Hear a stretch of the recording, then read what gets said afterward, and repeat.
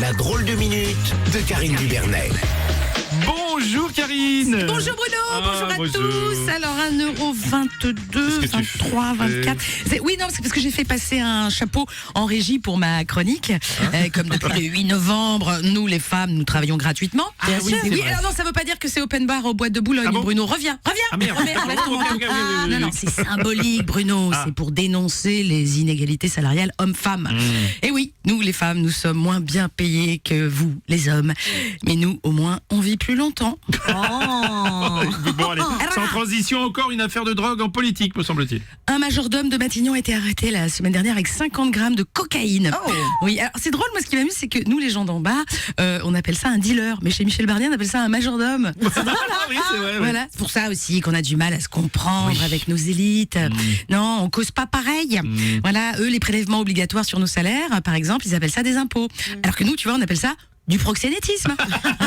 Pour eux, une grève, c'est une prise d'otage, mais le 49.3, c'est la démocratie. Tu vois, c'est parce que nous, on utilise le petit Robert et eux, le gros Richard, c'est pas pareil. On peut pas se comprendre. Bref, cette arrestation à Matignon est une nouvelle assez cocasse.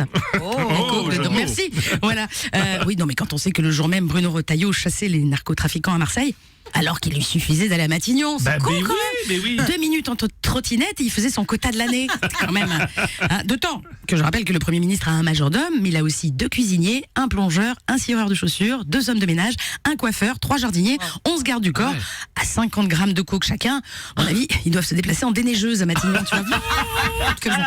Voilà, Matignon, finalement, c'est notre Maison Blanche à nous. Ah oui, c'est vrai, oui. Et ouais, voilà, in coke we trust. Voilà.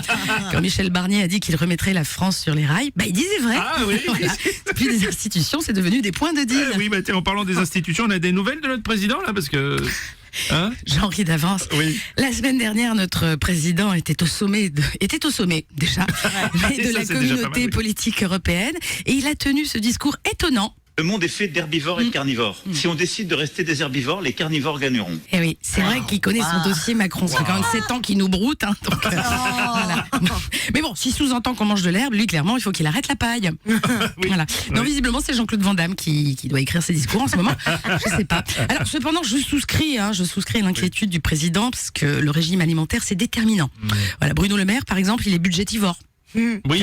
Voilà, tu le mets devant un budget, c'est comme une mythe devant un pull en laine, tu vois. Ça passe, voilà. Encore une nouvelle manifestation de la pensée complexe du président pour dire que face aux BRICS et aux États-Unis, l'Europe est dans la merde. C'est ça. Et ça, ce qui est formidable, c'est que de la part du mec qui a vendu Alcatel aux Finlandais, Lafarge aux Suisses, Essilor et PSA aux Italiens, Alstom et Sanofi aux Américains, c'est un peu le pois chiche qui, une fois arrivé dans l'estomac, dit ça sent le caca ici, non? Non, mais demander à Macron de prendre soin de la France, c'est comme si tu demandais à Nordal Lelandais de surveiller tes enfants. Alors Manu, je lui parle directement. Manu, si les Français mangent de moins en moins de viande, vivent dans le noir en claquant des dents, c'est pas parce qu'on est des végétariens pacifistes apeurés. Non, c'est parce qu'on est de plus en plus fauchés qu'on doit choisir entre se chauffer, faire le plein de bagnole pour aller bosser, ou se payer à bouffer. Et dans ces moments-là, tu vois, les politiques, en général, ils finissent souvent en bas de la chaîne alimentaire. Et n'oublie pas, le président, c'est juste un camembert. Exactement, c'est la drôle de minute de Karine Dubernet. La drôle de minute de Karine Dubernet